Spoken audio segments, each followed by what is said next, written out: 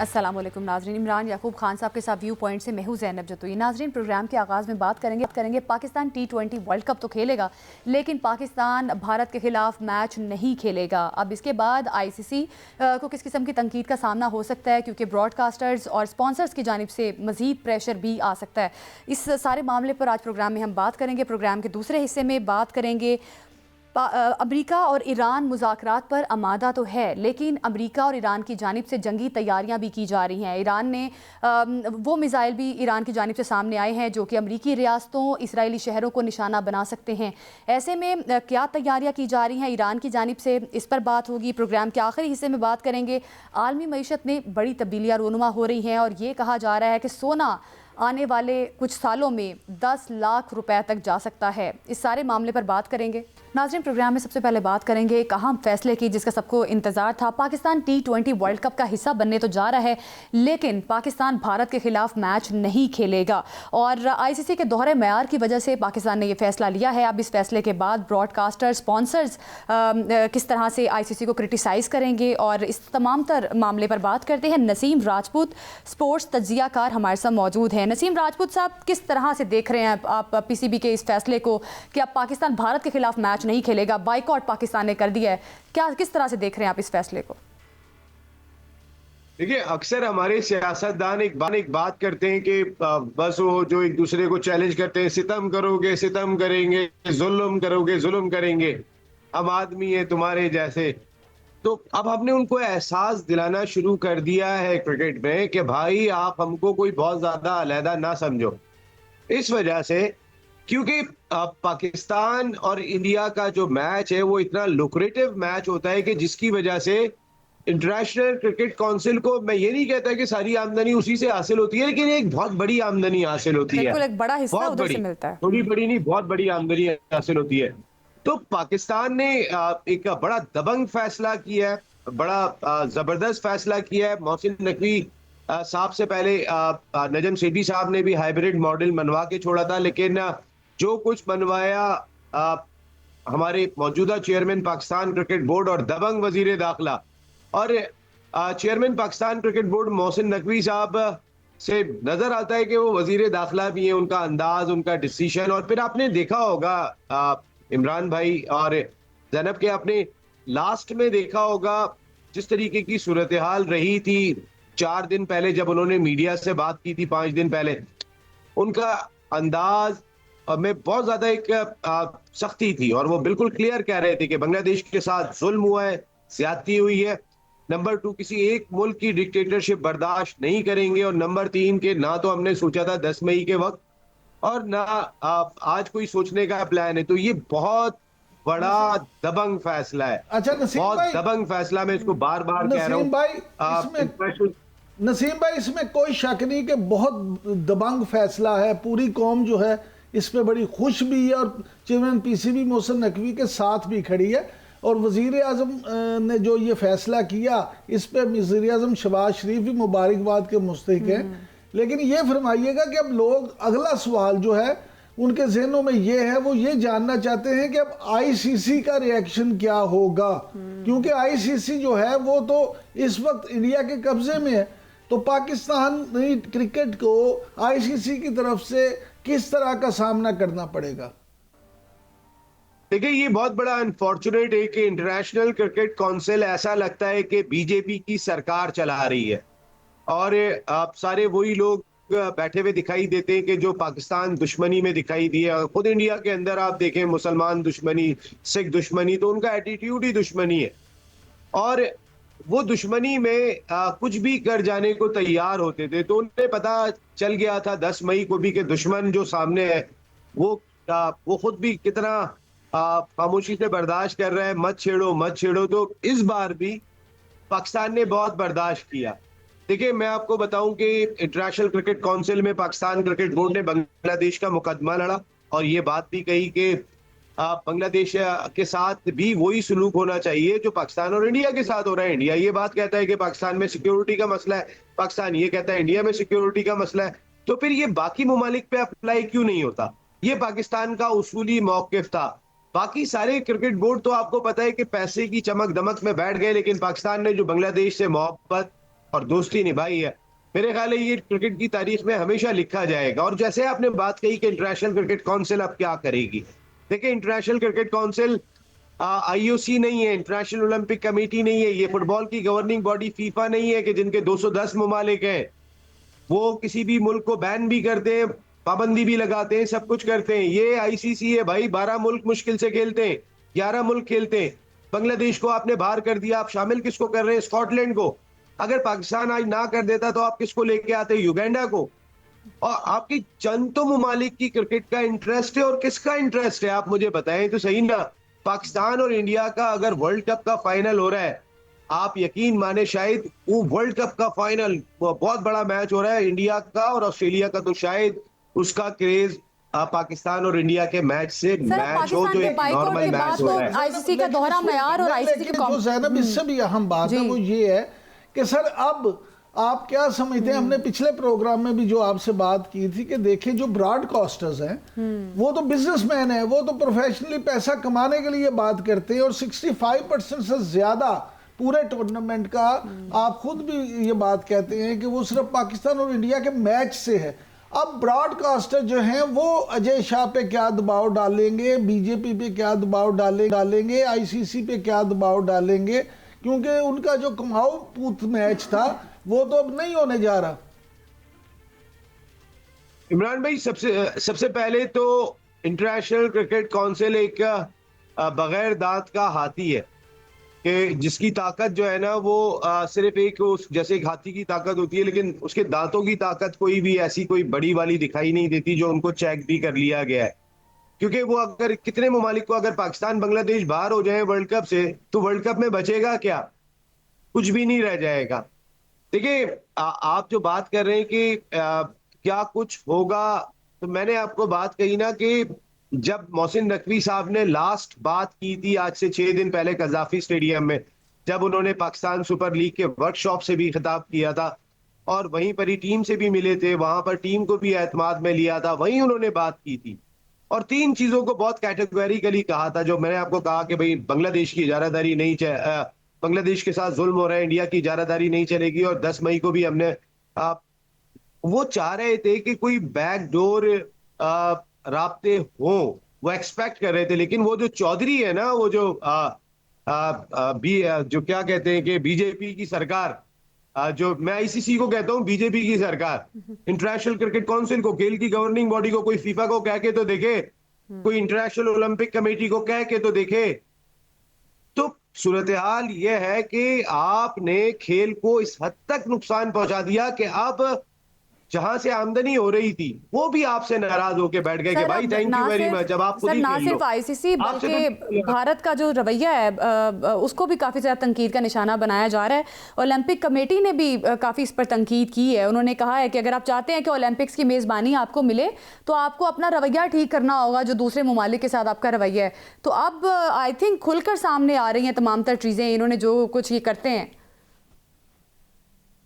دیکھیں پہلے کیا ہوتا تھا, پہلے یہ ہوتا تھا جی ورلڈ T20 ہو رہا ہے, انڈیا کے سارے میچ نیو یارک میں, پاکستان ڈیلس جا رہا ہے, پھر نیو یارک ان سے کھیلنے نوابوں سے پہنچ رہا ہے, وہ پھر جب وہاں سے ویسٹ انڈیز جاتے ہیں بقیہ میچز کھیلنے تو وہ ایک جگہ پہ گیانا میں سکون سے جزیرے پہ لیٹے ہوئے, وہ پاکستان چیمپئنز ٹرافی کرا رہا ہے, وہ نہیں آئیں گے, وہ جا کے بیٹھیں گے جی امارات کے اندر, ایک ہی گراؤنڈ میں پریکٹس کریں گے, ایک ہی گراؤنڈ میں میچز کھیلیں گے, ایک ہی ہوٹل کا کمرہ ہے, باقی ٹیمیں گھومتی پھر رہی ہیں جی, کوئی پشاور, کوئی پنڈی جا رہی ہے, کوئی لاہور جا رہی ہے, کوئی ملتان جا رہی ہے, کوئی کراچی جا رہی ہے, وہ چیمپئنز ٹرافی میں سب سفر کر رہے ہیں, سامان اٹھا رہے ہیں, وہ انجوائے کر رہے ہیں کیونکہ وہ نواب ہیں, کرکٹ کے نواب ہیں, وہ تو اپنی مرضی سے. تو ایسے بہت سارے فیصلے آپ دیکھیں نا, امپائرز کے فیصلے آپ اٹھا کے دیکھیں, ایسا لگتا ہے کہ آئی پی ایل کی چکا چوند جو پیسے وہ دیتے ہیں, بھائی پیسے کہاں سے لاتے ہو اتنے؟ سب سے بڑی بک آپ کے یہاں پہ چلتی ہے بھائی. آئی پی ایل کا جو پیسہ ہے آپ مجھے بتائیں نا عمران بھائی, ایک بال 12 لاکھ انڈین روپیز کی, بالکل صحیح, جو اس کے بجٹ ہوتا ہے نا, اس بجٹ کے مطابق ایک بال 12 لاکھ انڈین روپیز کی, 36 لاکھ پاکستانی روپے, بالکل صحیح. ایک بال. اگر وہ 9 بال ہو گئی تو پھر وہ 12 لاکھ انڈین روپے کی ہے, وہ وائٹ بال ہو گئی تو پھر 12 لاکھ کی ہے. تو یار آپ جو ہے وہ چاروں طرف سے آپ نے جو ہے نا وہ انگلیاں گھی میں ڈالی ہوئی ہیں. پاکستان سے بھی مزے کریں آپ, پاکستان بھی آپ کو کما کے دے. باقی اچھا. تو ماشاءاللہ آپ کی مارکیٹ خود اتنی بڑی ہے, جیسے میں بتا رہا ہوں کہ سب سے بڑی بک وہیں سے چلتی ہے, تو مارکیٹ بھی ان کی بڑی ہے. میں یہ بات نہیں کہہ رہا ہوں, یہ ساری دنیا جانتی ہے کہ ان کی بک بڑی ہے. وہ دبئی, جنوبی افریقہ, یہ ممالک کے اندر پینیٹریٹ کرتے ہیں. تو بھائی اتنی کی بال ہے آپ کی آئی پی ایل کی, آپ نے تو مقصد ہے کہ لکشمی, آپ صرف آپ کی نظر میں لکشمی چاہیے آپ کو, تو بھائی لکشمی کا ایک بازو تو پاکستان کو بھی دے دو. سارے اچھا پوری لکشمی لے جاؤ گے کیا؟ اچھا ندیم بھائی, ایسا تو نہ کرو نا یار, ظلم کر رہے ہو. نسیم بھائی اب تو یہ صورتحال ہے کہ انگلینڈ کرکٹ کی طرف سے بھی تشویش کا اظہار کیا گیا, اور وہ بھی کہہ رہے ہیں کہ جی ٹیم مینجمنٹ جو وہ کہتے ہیں جی کھلاڑیوں کی صحت کے حوالے سے اور ان کی حفاظت کے حوالے سے انہیں کافی خدشات ہیں. تو اس پہ آپ کیا کہیں گے؟ انگلینڈ کی طرف سے بھی کیا آپ سمجھتے ہیں کہ ایسے صورتحال میں کچھ سخت موقف سامنے آ سکتا ہے؟ وائرس اپنی جگہ پر موجود ہے. میں آپ کو ایک بات بتاؤں کہ دو کرکٹ بورڈ, یہ آپ اٹھا کے دیکھیں میڈیا میں نے خود یہ دیکھا ہے کہ دو کرکٹ بورڈ نے اپنے میڈیکل پینل کو بھیجا ہے انڈیا, جن کے میچز وہاں پر ہیں. جی. اور ان بورڈز کا نام جو ہے وہ ظاہر نہیں ہوا, لیکن موسٹ پروبلی جو بات کی جا رہی ہے وہ آسٹریلیا اور انگلینڈ ہی ہے, یا باقی ممالک نے جا کے وہاں پہ اب دیکھنا شروع کر دیا ہے کہ وہاں پہ ہو کیا رہا ہے, وہاں پہ کیا صورتحال ہے. تو اللہ نہ کرے, اللہ سب کو اپنے حفظ و امان میں رکھے. ہماری دعا ہے بھائی آپ اپنے وہاں پہ خوش رہیں. آپ جو ہمارے ملک کے اندر حالات کر رہے ہیں, اللہ معاف کرے, کیا آپ نے حشر کر کے رکھ دیا ہے میرے خوبصورت ملک کا, کیا نقشہ بگاڑ کے رکھ دیا ہے یار. ظلم کے اندھیر پاکستان نے نگری آپ اہم نے فیصلہ مچا لیا کے. ہے, اور اب آئی سی سی کو کس قسم کے پریشر کا سامنا کرنا پڑے گا یہ آنے والا وقت بتائے گا. آپ کا نسیم راجپوت صاحب ہمارے ساتھ موجود تھے. ناظرین ابھی وقت ہوا ایک شارٹ بریک کا, بریک کے بعد بات کریں گے امریکی حملے کی صورت میں ایران اسرائیل کے کن شہروں پر بیلسٹک میزائلوں کی بارش کرے گا, اس پر بات ہوگی. ہمارے ساتھ ہی رہیے گا.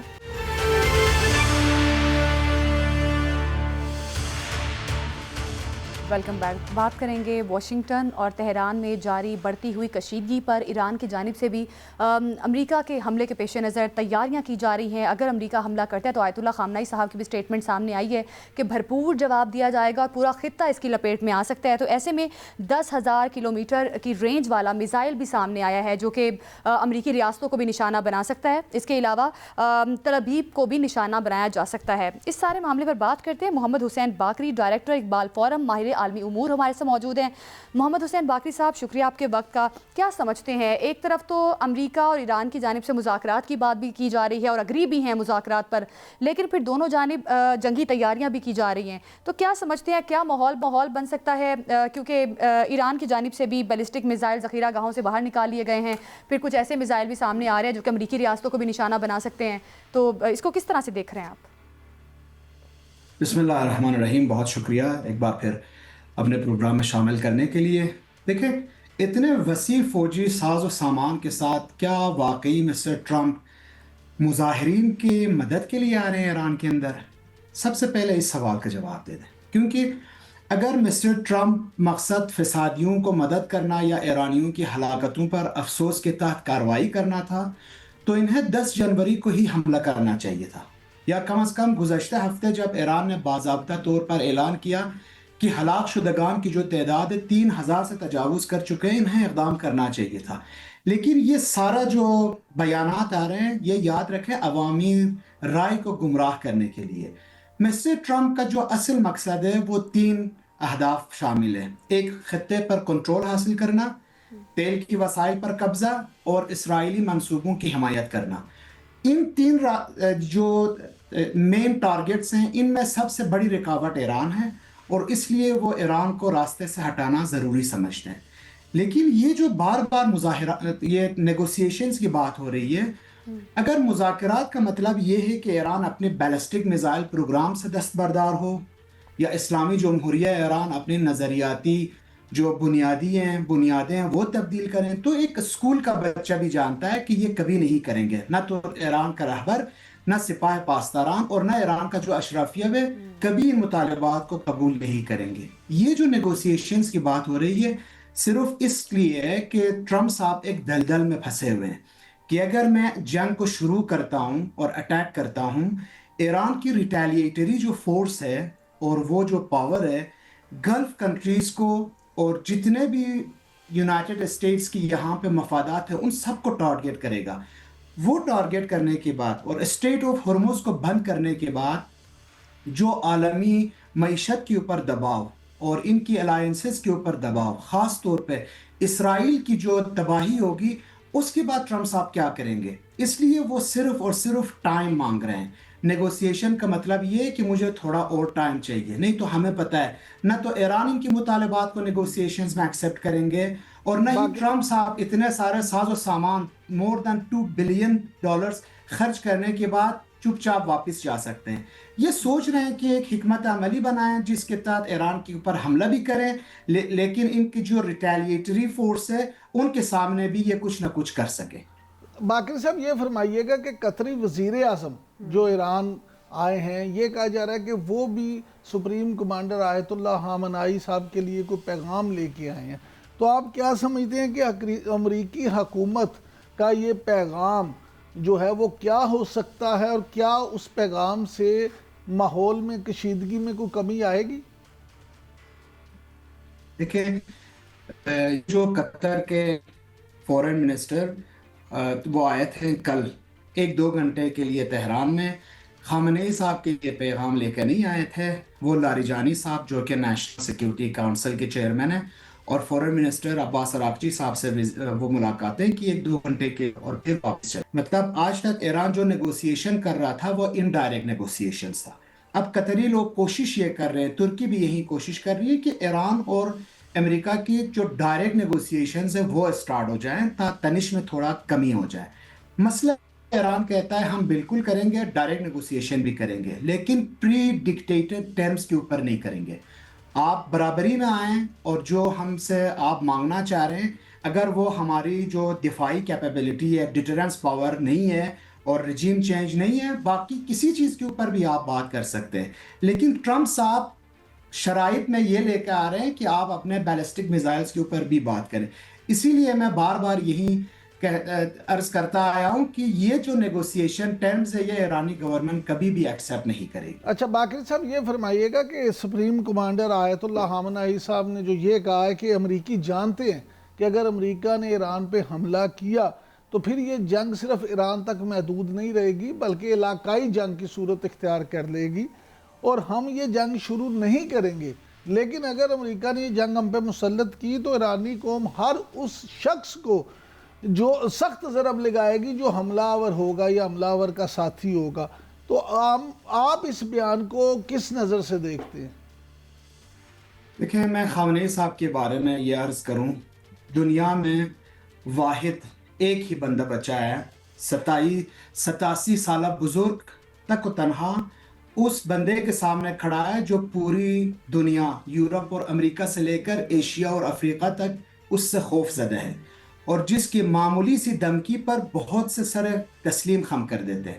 لیکن یہی سپریم لیڈر کل صبح گئے ہیں آیت اللہ خمینی کے مزار پہ، جو کہ 45 منٹ تہران سے باہر ہے، اور وہاں پہ 2 رکعت نماز پڑھ کے 1 گھنٹہ گزار کے گھر واپس آ گئے ہیں. آج صبح انہوں نے لوگوں سے مل کر تقریریں کی. یہ کچھ خبریں اس طرح آ رہی تھی کہ ابھی اٹیک ہونے والا ہے اور یہ سپریم لیڈر کو ختم کریں گے. سپریم لیڈر تو پھر رہے ہیں شہر کے اندر کہ اگر ٹارگٹ کرنا ہے تو آپ کر لو، اگر اسٹارٹ کرنا ہے تو کر لو. یہ جو انہوں نے آج تقریر کی اور میں بھی اس کو سن رہا تھا، انہوں نے 2 ٹوک الفاظ میں کہا کہ اگر امریکہ حملہ کرتا ہے تو یہ ایک علاقائی جنگ ہوگا، یہ علاقائی جنگ ہوگی. جس اور طرح یہ سے صرف اپنی ایران بات کی اور آیت اللہ امریکہ کے خامنائی صاحب درمیان اب ہی ظاہر رہے ہے گی. سر عام پھر رہے ہیں، اور ان کو بالکل بھی خوف یا ڈر نہیں امریکہ کا. امریکہ نے پہلے کوشش کی تھی کہ آیت اللہ خامنائی شاید روس چلے جائیں گے، اس قسم کی غلط خبریں بھی پھیلائیں، لیکن اب ظاہر ہے اس بات کی بھی تصدیق ہو گئی ہے کہ آیت اللہ خامنائی اپنی قوم کے ساتھ کھڑے ہیں. سر اب آپ کیا سمجھتے ہیں؟ اب ظاہر ہے جو ماحول بن رہا ہے، دونوں طرف جو تیاریاں ہو رہی ہیں، جنگ کا ماحول ہی بن رہا ہے، اور روس اور چین کا آپ رول کس طرح سے دیکھتے ہیں کہ روس اور چین کس حد تک ایران کی مدد کر سکتے ہیں؟ اور یہ بھی بتائیے گا کہ ایران کے آرمی چیف نے ایک بات واضح طور پر بتا دی ہے کہ ہم ایٹمی صلاحیت پر کوئی کمپرومائز نہیں کریں گے، چاہے سب شہید ہی کیوں نہ ہو جائیں. تو صدر ٹرمپ تو اسی بیس پر مذاکرات کرنا چاہتے ہیں، تو مذاکرات کا تو کوئی راستہ نہیں نظر آتا. تو آپ رشیا کا رول اور چائنا کا رول کس طرح سے دیکھتے ہیں؟ دیکھیں، اس مرحلے میں مجھے لگتا ہے کہ نہ تو رشیا اور نہ چائنا ایران کے ساتھ نہیں دیں گے. یہ صرف ڈپلومیٹک محاذ پہ ایران کے ساتھ دیں گے، سینکشن کو ختم کرنے کی کوشش کریں گے اور ایران سے تیل سر خریدنا بحری مشقیں تو ہو رہی بند ہیں نہیں ان کی کریں گے۔ مشترکہ اتنا طور پر ایران کے ساتھ، لیکن سر یہ جو مشترکہ مشقیں ہیں آپ نے ہومز میں ایران، روس اور چین کی، اس پہ آپ کیا کہیں گے؟ دیکھیں، سب سے پہلے یہ ابھی تک کنفرم نہیں ہوا ہے کہ یہ مشقیں کب ہونے والی ہیں۔ بالکل ٹھیک۔ ایک تو خبر یہ تھی کہ آج یا کل سٹارٹ ہوگا، جو نہیں ہوگا انہوں نے کہا ہو سکتا ہے 20 دن کے بعد ہو جائے، لیکن اگر یہ مشقیں کرتے بھی ہے تو یہ صرف پاور شو ہوگا۔ جیسے کہ آپ نے دیکھا جون 2025 میں اسرائیل 12 دن ایران کے ساتھ لڑتے رہے، نہ رشیا ایران کا ساتھ دیا نہ چائنا ایران کا ساتھ دیا۔ اسی طرح اگر خدا نخواستہ ایران اور امریکہ کے جنگ سٹارٹ ہوتا ہے تو رشیا اور چائنا ساتھ نہیں دیں گے۔ لیکن میں آپ کو یہ بھی آگے بتاتا چلوں کہ شاید ابھی اس وقت ایران کو چائنا اور رشیا کی ہیلپ کی ضرورت بھی نہیں ہے۔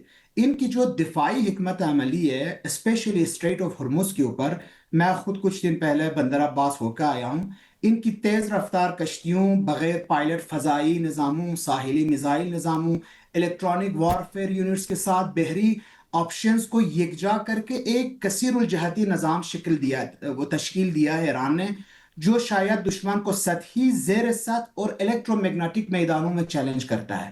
میں آپ کو بتا دوں، اگر یہ شاید آپ غلط بھی ہو سکتا ہوں، لیکن میری اپنی رائے ہے اپنے معلومات کے مطابق، ابھی ٹرمپ صاحب ایک دلدل میں پھنسے ہوئے ہیں کہ میں کیا کروں، نہ تو جنگ کا آغاز کر سکتا ہوں، کیونکہ اگر آغاز کرتا ہوں تو پھر جو حالات ایرانی کریں گے، کیونکہ ان کے لیے ڈو اور ڈائی کا مسئلہ ہے اور یہ کر بھی لیں گے۔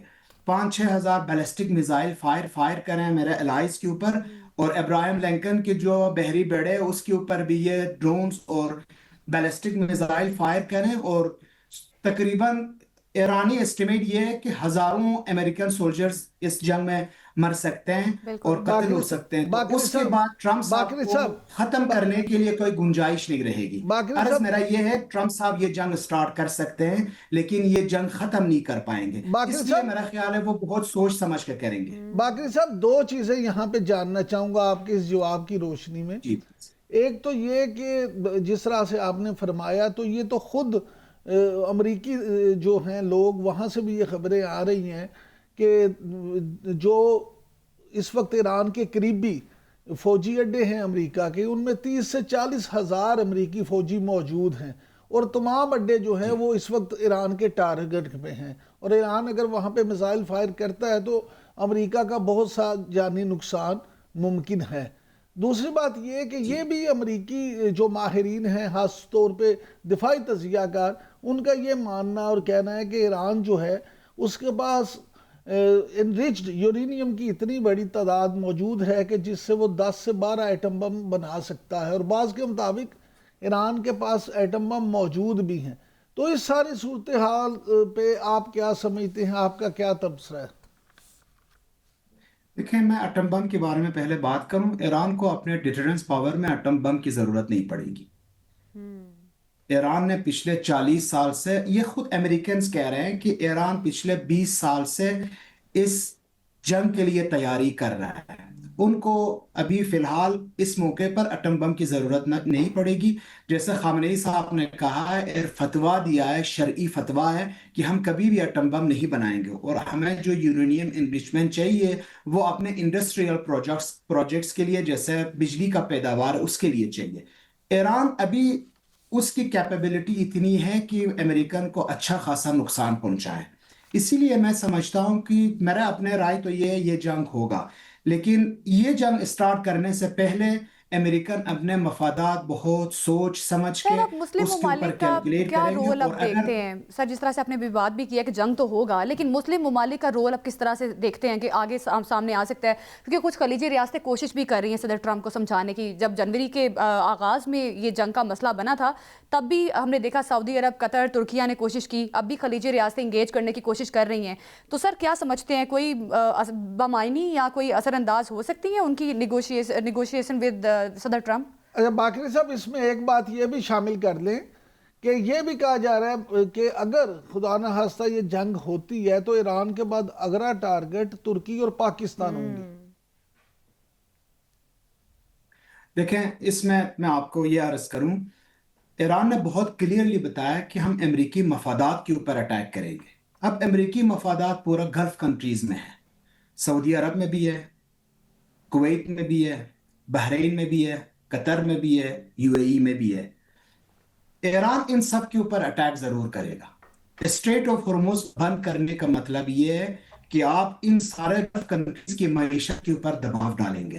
ان کی جو آئل ٹریڈ ہے اسٹریٹ آف ہرمز سے بالکل نہیں گزرے گا.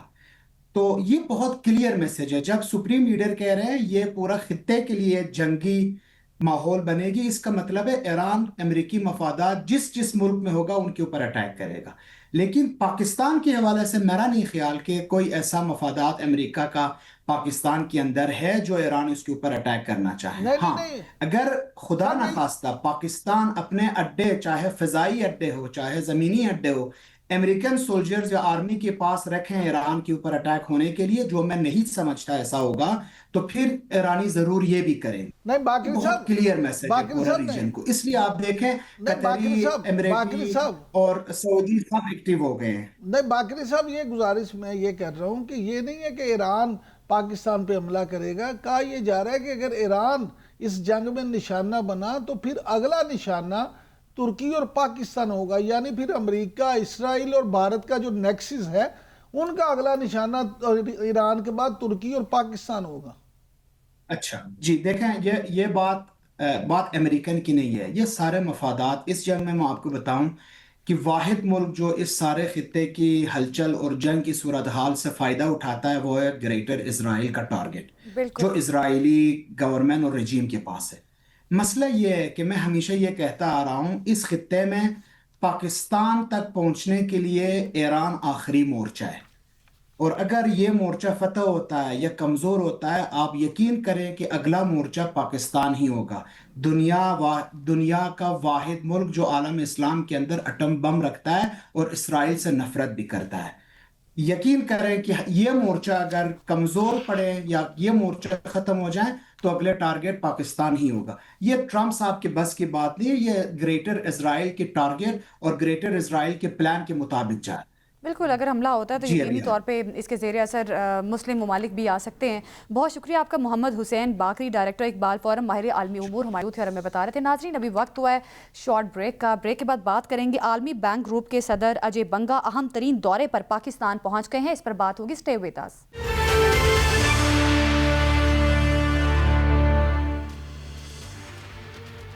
Welcome back. ناظرین، پاکستان کے معاشی میدان میں بڑی اہم تبدیلیاں رونما ہو رہی ہیں، اور جس طرح سے آپ نے دیکھا کہ پاکستان نے اپنا قرض مقررہ مدت سے پہلے ادا کر دیا، بڑی اہم اور مثبت تبدیلی رونما ہوئی ہے. اور ساتھ ہی ساتھ یہ بھی کہا جا رہا ہے کہ عالمی بینک کے پریزیڈنٹ جو ہیں اس وقت پاکستانی دورے پر ہیں، اور ایک کنٹری پارٹنرشپ اگریمنٹ بھی جو ہے وہ ہو سکتا ہے، اور اس کے بعد آنے والے 10 سال بعد پاکستان کو $2 ارب مل سکتے ہیں. تو بڑی اہم تبدیلیاں رونما ہو رہی ہیں. لیکن ساتھ ہی ساتھ یہ بھی کہا جا رہا ہے، ماہرین کی جانب سے یہ کہا جا رہا ہے کہ سونے کی قیمتیں آنے والے دنوں میں مزید بڑھ سکتی ہیں. اس سارے معاملے پر بات کرتے ہیں. ڈاکٹر شاہد حسن صدیقی، ماہر معاشیات، ہمارے ساتھ موجود ہیں. ڈاکٹر شاہد حسن صاحب، شکریہ آپ کے وقت کا. کس طرح سے دیکھ رہے ہیں؟ ایک طرف تو مثبت تبدیلیاں ہو رہی ہیں، لیکن دوسری طرف یہ بھی کہا جا رہا ہے کہ آنے والے کچھ سالوں میں سونا 10 لاکھ روپے تک کی قیمت پر جا سکتا ہے. تو آپ کی کیا رائے ہے اس بارے میں؟ آپ بھی یہی سمجھتے ہیں؟ بہت شکریہ آپ کا.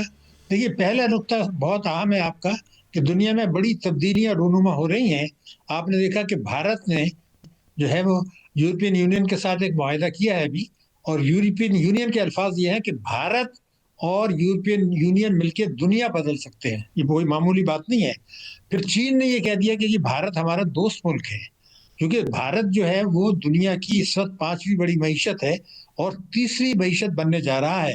دوسری طرف پاکستان ہے جو کہ انتہائی عام ملک ہے، جس کی بہت ہی طاقتور فوج ہے، جو جوہری قوت ہے، جس کا اسلامی دنیا میں ایک وقار ہے، اور اس کا محل وقوع انتہائی شاندار ہے. یعنی دنیا کی چین کے ساتھ ہماری سرحد ملتی ہے، ایران کے ساتھ ملتی ہے، افغانستان کے ساتھ ملتی ہے، مغرب سرحد کی میں بات کر رہا ہوں. پھر ہمارے پاس کئی ہزار ارب ڈالر کے منرلس ہیں. پھر امریکہ نے اپنے مفاد میں پاکستان کی مدد کی، اس کو ضرورت محسوس ہو رہی ہے، تو ان کا رویہ پاکستان کے ساتھ بہت زیادہ ہمدردانہ اور جوشیلا ہے. دوسری طرف سعودی عرب نے یہ محسوس کیا کہ ان کو جو ہے وہ اسرائیل کے خلاف قیادت کرنے کے لیے امریکہ کی نہیں بلکہ پاکستان جو ہے وہ تو ایک بہتر ملک ہے، اور انہوں نے ہمارے ساتھ اعتماد کا اظہار کیا، ہمارے ساتھ معاہدہ کیا. تو یہ کوئی معمولی تبدیلیاں نہیں ہیں. لیکن ہمیں ساتھ میں یہ بھی دیکھنا ہے کہ اس وقت دنیا میں ایک بڑی سخت بندیاں الگ الگ ہو رہی ہیں، تو اب ہمیں بہت قدم پھونک پھونک کے اٹھانا ہوگا، اور یہ دیکھنا ہوگا کہ عارضی طور پہ کچھ جوش بیانات الگ ہوتے ہیں اور صحیح معنوں میں کوئی چیز آنا الگ چیز ہوتی ہے. مگر یہ جب آپ فیصلہ کریں تو پہلے قدرت کا قانون یہ ہے کہ کسی ملک کی سرمایہ کاری سے دوسرے ملک کی قسمت نہیں بدلا کرتی. پاکستان کے پاس جو وسائل ہیں کوئی معمولی بات نہیں ہے. ہمارے کسان جو ہیں جفاکش میں ہیں، مزدور ہمارے اچھے ہیں، ہمارے ماہرین اچھے ہیں، سب کچھ اچھا ہے، لیکن ہماری بچتیں نہیں ہیں. ہمارے ملک میں بچتیں نہیں ہو رہی. ہمارے ملک کے لوگ خود اپنے ملک میں سرمایہ کاری کرنے سے اجتناب کر رہے ہیں، بلکہ باہر جو ہے وہ سرمایہ کا فرار ہو رہا ہے. ہماری ٹیکسوں کی وصولی نہیں ہو رہی. تو 2014 میں سے آنا شروع ہوا. بنگلہ دیش اس وقت ہم سے بہت پیچھے تھا، برآمدات میں بھی، جی ڈی پی میں بھی، اور فی کس آمدنی میں بھی. اب وہ تینوں ہم سے آگے نکل گیا کہ وہاں پہ سی پیک نہیں ہے. اس کا مطلب یہ ہے کہ سرمایہ کاری کا معیاری ہونا بہت ضروری ہے. اب اگر بینکنگ سیکٹر میں سرمایہ کاری آتی ہے تو پاکستان کے لیے نقصان دہ ہمیں نہیں چاہیے. ہمارے بینکس جو ہے نا، آپ کو پتا ہے 70-80% سالانہ منافع کما رہے ہیں، تو وہ یہاں آ کے پیسہ باہر لے جاتے ہیں. ہمیں نہیں چاہیے، ہمیں وہ سرمایہ کاری چاہیے. ڈاکٹر صاحب گزارش یہ ہے کہ سر یہ فرمائیے گا کہ یہ تو آپ نے بڑی اچھی تصویر کھینچ دی ساری، لیکن یہ فرمائیے گا کہ ایک تو اس کا ذرا جواب دے دیں کہ کیا واقع ہی یہ جو افواہیں ہیں کہ سونا 10 لاکھ روپے فی تولہ پہ چلا جائے گا، کیا ایسا آپ کو ممکن نظر آتا ہے؟ اور دوسرا سر یہ کہ جو آپ یہ فرماتے ہیں کہ بیرونی جو دولت ہے یا دوسرے ملکوں کی انویسٹمنٹ سے قومیں ترقی نہیں کرتی، تو آپ ماشاءاللہ سے کیونکہ آپ کا ماشاءاللہ اتنا ایکسپوجر ہے، دنیا کو بھی سمجھتے ہیں، پاکستان کی اکانومی کو بھی سمجھتے ہیں، تو پاکستانی جو لوکل خود پاکستانی جو لوگ ہیں وہ کس طرح کی سرمایہ کاری کر کے تو ملک کی ترقی میں کردار ادا کر سکتے ہیں؟ دیکھیے محترم، بات یہ ہے کہ دنیا میں جس تیزی سے تیز رفتاری سے تبدیلیاں آ رہی ہیں، جو کچھ آج صورتحال پیدا ہوئی ہے وہ آپ 2 سال پہلے ویژولائز نہیں کر سکتے تھے. آپ 2000 سے ٹرمپ صاحب کا پچھلا دور دیکھ لیں تو وہ پاکستان کے خلاف زہر ابلا کرتے تھے. اس وقت وہ ہماری طرف بہت محبت سے دیکھتے ہیں، اور وہ کہتے ہیں کہ ہمارے فیلڈ مارشل صاحب کے لیے وہ کہتے ہیں کہ ان کے ساتھ مجھے ملاقات میرے لیے اعزاز کی بات ہے. تو دنیا میں جس طرح تبدیلیاں آ رہی ہیں اور چین جو کچھ کر رہا ہے امریکہ کو جھٹکا پہنچا رہا ہے، اس لیے کوئی بات یہ ذمہ داری سے کہنا ہے کہ سونے کی صورتحال کیا ہوگی، میں سمجھتا ہوں گا کہ یہ کچھ کوئی بات ہے ہم نہیں کہہ سکتے، اور اس پہ میں پرہیز کروں گا یہ کرنے سے کہ کیا حالات آنے والے ہیں، کیونکہ جو تبدیلیاں آنے والی ہیں اس میں کچھ بھی ہو سکتا ہے. مگر جو دوسرا عام تھا وہ یہ تھا کہ بیرونی سرمایہ کاری بہت اچھی چیز ہے، مگر اس کے لیے شرط ہے پہلے تو آپ خود اپنے ملک میں پاکستانی سرمایہ کاری کریں. اگر ہمارے لوگ اپنے ملک میں خود سرمایہ کاری نہیں کرتے تو اور تو بیرونی ملک سے کوئی سرمایہ کاری آ جاتی ہے اور دونوں میں میچنگ نہیں ہے تو قدرت کے قانون کے تحت آپ کی قسمت نہیں بدلے گی جو اب تک ہوتا رہا. ایک تو یہ بنیادی بات ہوئی. اب دیکھیے اس میں یہ ہوتا ہے کہ سرمایہ کاری ایم او یوز تو سائن ہو جاتے ہیں.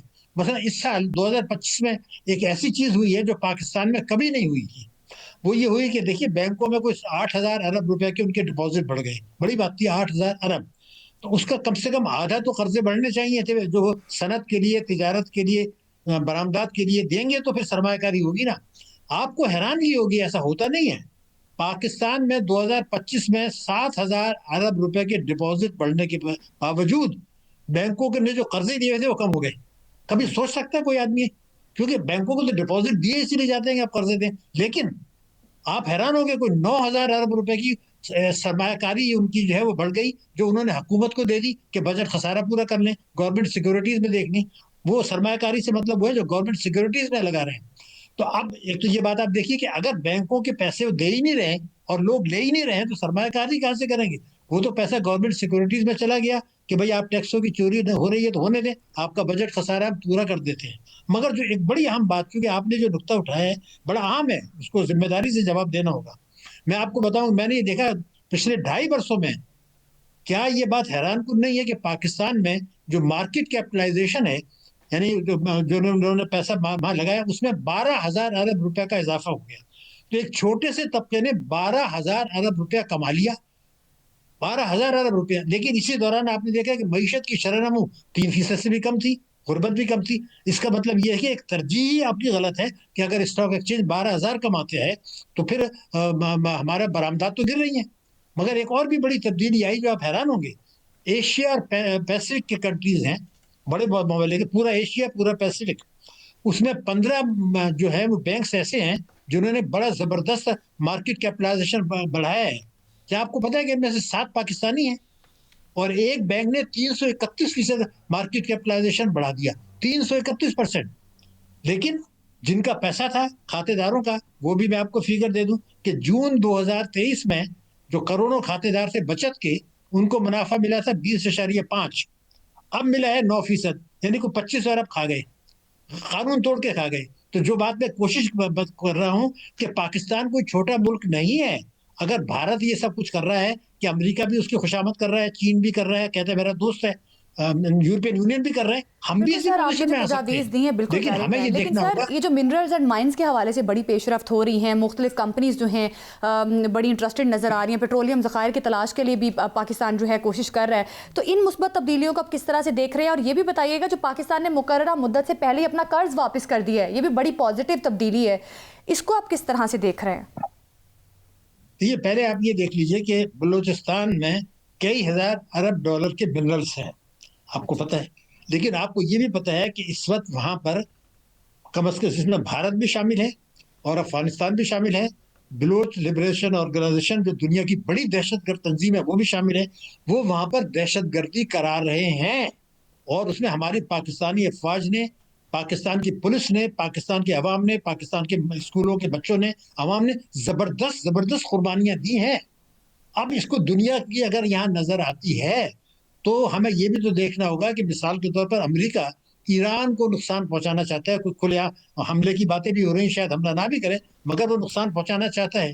تو اگر یہاں پر امریکی آتے ہیں منرلس کے لیے, سرمایہ کاری کرنے کے لیے آتے ہیں, تو کیا یہ خدشہ موجود نہیں ہے کہ ان کے جو ملازمین ہوں گے وہ بلوچستان لبریشن آرگنائزیشن کے ساتھ تعلقات بڑھا سکتے ہیں, ایران میں گڑبڑ کرا سکتے ہیں, چونکہ امریکہ اسلامی جمہوریہ پاکستان جو ایران جو ہمارا برادر ملک ہے, ہمارا دوست ملک رہا ہے, وہاں پر اگر یہاں سے گڑبڑ کراتے ہیں تو اس کا مطلب وہاں دہشت گردی کراتے ہیں, بلوچستان کو خدا نخواستہ پاکستان سے الگ کرنے کی تحریک چلاتے ہیں, تو اس کا مطلب یہ ہوا کہ بلوچستان میں ہمیں بیرونی سرمایہ کاری دینے میں بہت زیادہ احتیاط کرنے کی ضرورت ہے, کیونکہ پاکستان دشمن قوتیں, جوہری قوت پاکستان مضبوط فوج, طاقتور ملک کو نقصان پہنچانے کے در پہ ہے, اور ہم اسلامی ملک ہیں, تو یہ بات آ گئی.